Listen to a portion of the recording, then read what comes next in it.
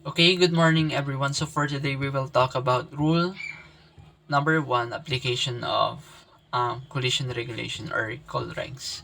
So these rules shall apply to all vessels upon the high seas and in all waters connected therewith navigable by seagoing vessel. Okay, let us talk about maritime law.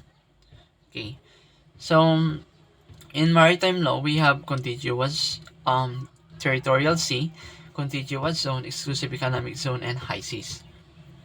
Okay, the high seas is the freedom of navigation, or this is open to all states. It means high seas is the navigable water areas. This is also applicable for roadsteads, harbors, rivers, lakes, inland waters connected with the high seas and navigable by seagoing vessel. So, lahat ng tubig na konektado sa high seas are navigable water areas. Okay, so high seas is the open ocean, not within any country's jurisdiction, and not part of territorial sea. It is based in our maritime law. Okay, the traffic separation scheme, or also known as TSS, may be adopted by the organization for the purpose of these rules. Okay, so the TSS was also adopted for collision regulation. As you can see, may mga separation dyan, traffic lane, appropriate traffic lane for you if you are in the right side or left side. And you cannot actually see it naman sa ocean kasi wala naman talagang lane doon. You can see it on your screen on the electronic chart display and information system, or ECDIS. Yan, this is our ECDIS, and more than 20 feet deep. Dapat hindi na tayo bumababa sa 20 feet kasi maaring shallow water na yon yung madaanan natin. So, shallow water affect the maneuverability of the ship. And the question is, what will be the result or consequences? Of course, pwedeng mag-vessel aground, sumadsad tayo, or constrained by hard draft. Okay, so ECDIS is we need to comply with the IMO regulations, and this will be the alternative paper charts. So some vessels were chartless. So it means yung ibang vessels ay substitute na lamang yung paper charts. Ang kadalasan ng ginagamit ay electronic. So because of paper charts, they converted to electronic chart system. Okay.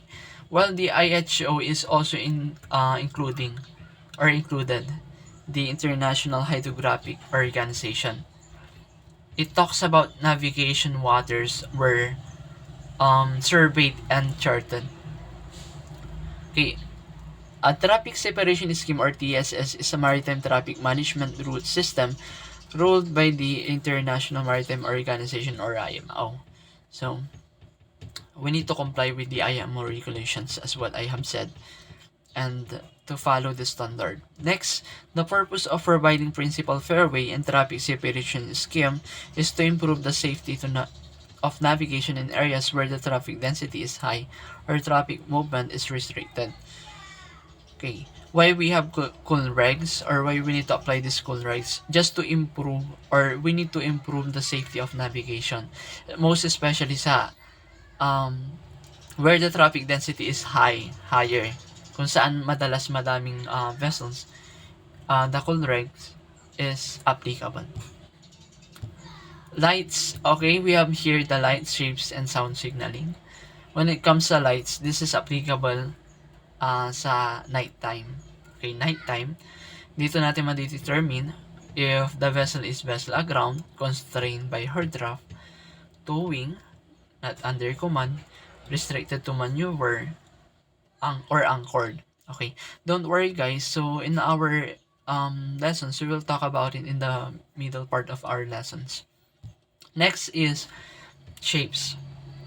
Okay, sa shapes natin, as you can see, we have black balls, black diamond balls, and cylinder. Same din dun sa sa lights. but this shapes is for daytime only. Next, sound signaling. If you would like to alter to your starboard side, you need to sound one short blush, two short blush for um to your port side if you want to alter your course to your port side, and um one long blush for if you want to get underway or enter the fairway, or I am approaching a blind bend, for example, you need to sound one long blush, and so on. I know that most of you are familiar na dito sa sound signaling, but of course we will talk about it and iisa-isayin natin siya, even the terminologies, sa kalagitnaan ng ating topics.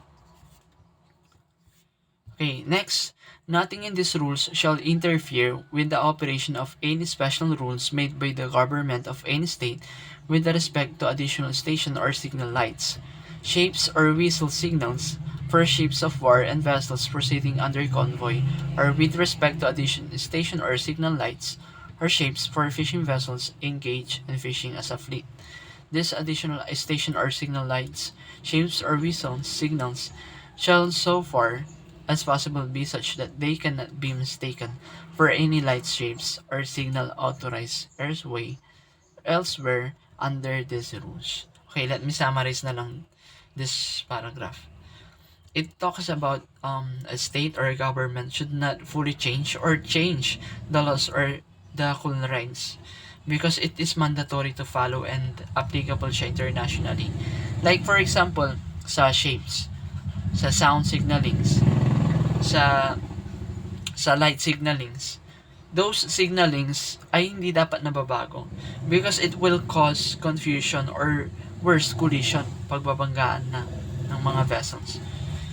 Maybe some state has own standard, but of course they need to follow these rules. Yan, para maiwasan yung collision na tinatawag natin. Because at the end of this lesson, we are talking about collision avoidance. Paano natin maiwasan ang pagbangga ng mga barko and other unwanted accidents na pwedeng mangyari. So that's it for rule number 1. Thank you for watching, and if you have additional information or concern, just comment below and we will talk about it on our next video. Thank you.